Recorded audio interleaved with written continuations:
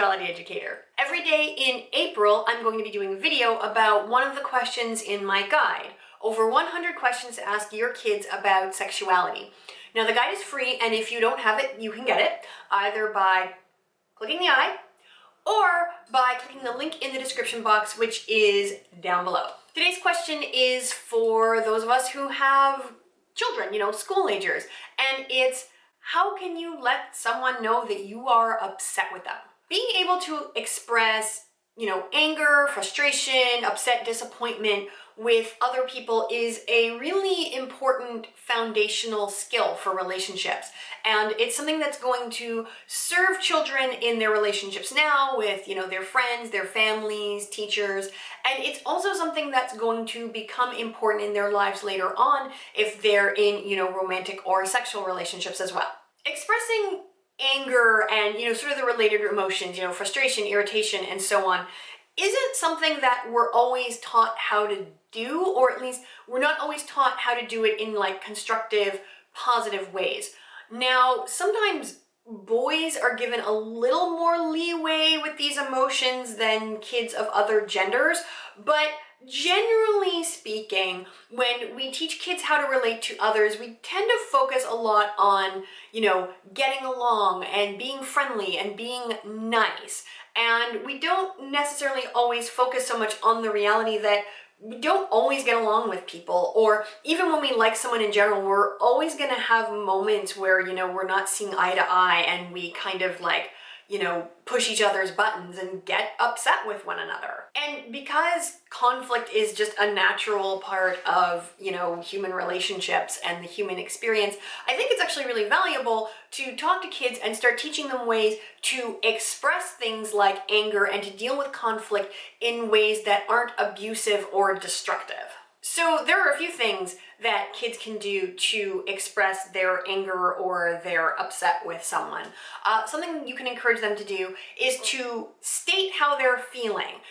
I'm really mad at you right now. And you can encourage them to use a tone of voice that sort of matches the intensity of their feelings. If they're able to, you can encourage them not only to state how they're feeling, but also say why they're feeling that way or what's led them to feel this way. So like, I'm really mad because you took that away from me, or I'm really mad because I don't want to eat this for dinner, or, I'm really irritated with you because you don't want to play with me. Crying is a great thing when kids are angry. Now, I know for me as a parent, seeing my child cry is very difficult, and oftentimes my impulse is to rush in and try to stop the crying because it hurts me.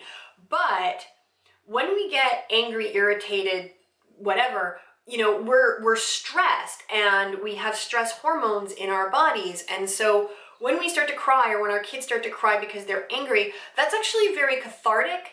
And it can start to purge the body of, all that built up like adrenaline and cortisol, and it actually helps to resolve that stress cycle. So crying can be a really good thing. We can also encourage our kids to come talk to us or another grown-up that they trust and to basically vent.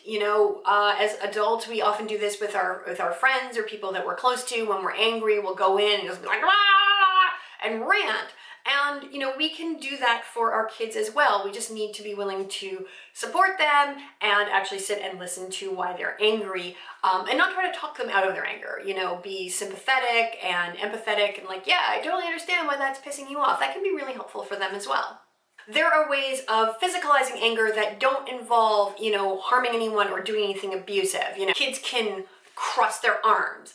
They can stomp their feet. They can clench their fists. You can hit someone with some stank face. And meanwhile, you want to steer them away from things like calling people names or making fun of them. And you definitely want to steer them away from anything that involves making physical contact with another person in anger. Now, you don't have to wait until your kid is angry to have this conversation. In fact, I would suggest not trying to have this conversation if your kid is angry, because I have learned over the years that kids don't learn really well when they're mad. But these are things you can talk about and strategies you can practice, in the car or at dinner, so that they, have these tools at their disposal in a moment when they do get mad. Last thing, Don't worry too much if you talk about this with your kids, but then you find that they're not great at implementing these strategies in the moment when they're having conflict with someone. It can actually take kids a few months or even a few years to really get this stuff down, and that's for a few reasons.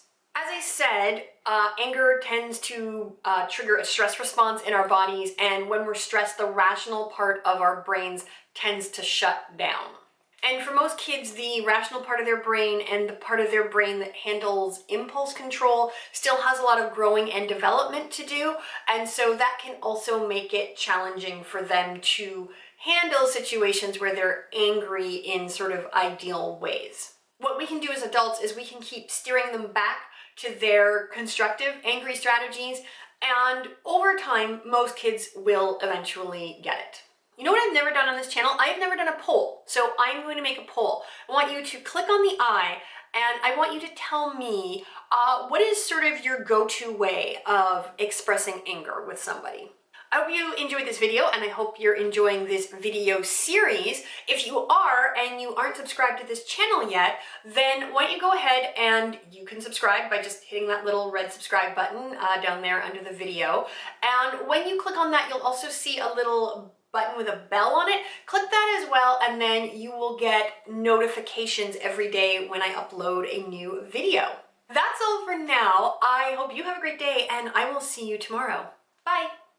You can hit someone with some stank face or some attitude. I think my stank face needs some work. Let me try that again. That's better. It's a sneer.